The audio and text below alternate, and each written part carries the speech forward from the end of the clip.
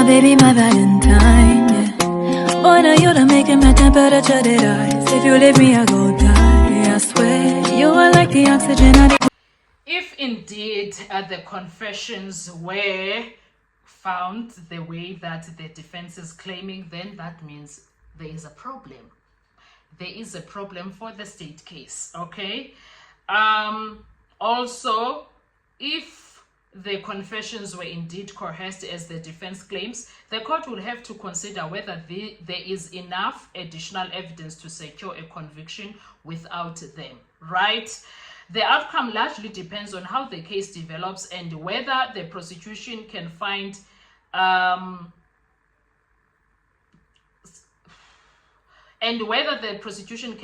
sufficient supporting evidence.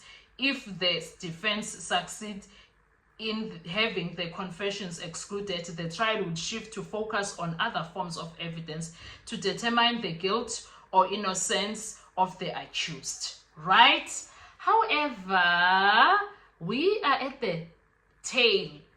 Okay, Brigadier Bongani Geninda is supposed to be the last witness for the state. And up until now, the state has nothing concrete, absolutely nothing concrete, that can nail the 5 accused so far.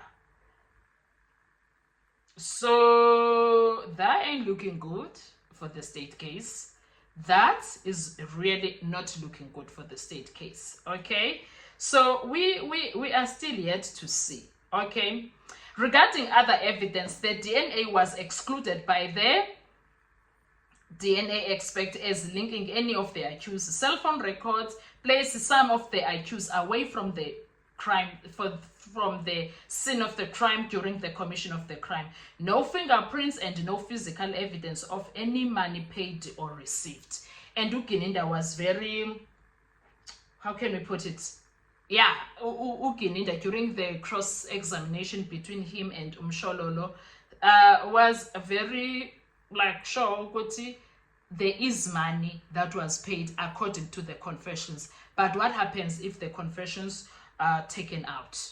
Yeah, however, there is no transactions via bank records that shows that there is money that was paid to the people, especially to accused number 5, whom is believed to be the one that is the coordinator with the mastermind. They made it sound like that. He's the coordinator with the mastermind. And the mastermind story now is also something else that is weird there by Sunday World. Anyway,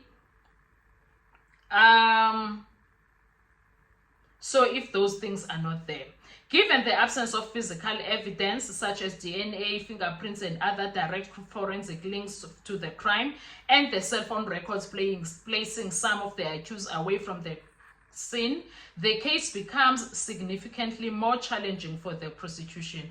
In the absence of these crucial pieces of evidence, securing a conviction would rely heavily on the remaining aspect of the case, such as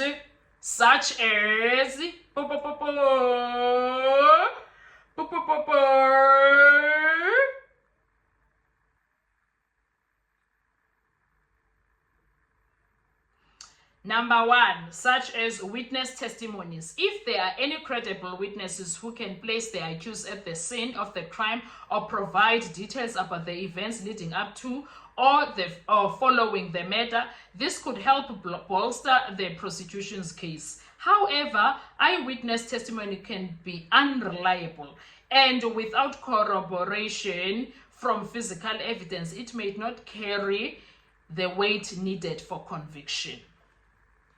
So when it comes to witness testimonies, we know that the witnesses who are eyewitnesses that were inside, which is Zandile Khumalo, Tumelo Madlala, Mtokozi Sitwala, you can't rely on that witness testimony now, because there was too much that was going on.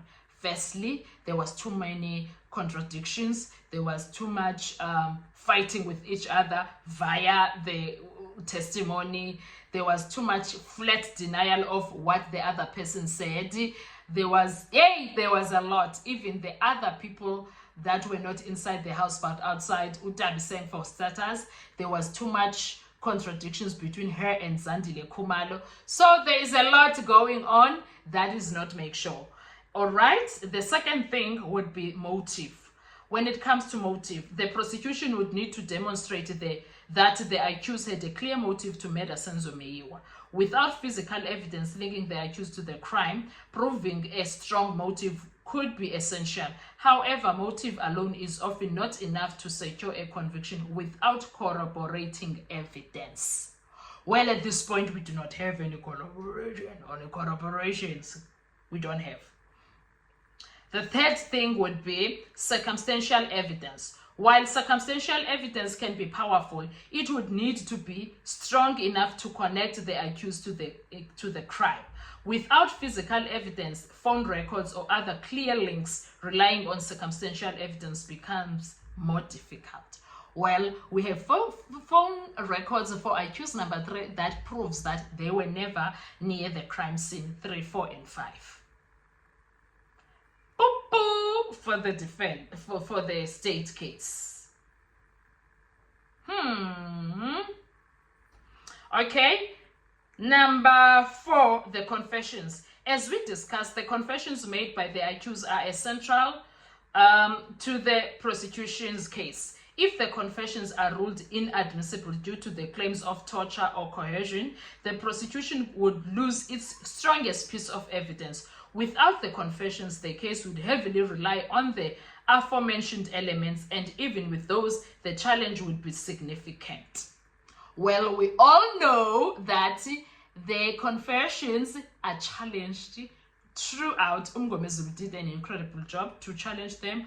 There's a lot that was challenged, the J50s, the time frames of court appearances, the time frames of people being arrested and when they appeared in court, the time frame of there's a lot, man, guys. There's a lot of details, right?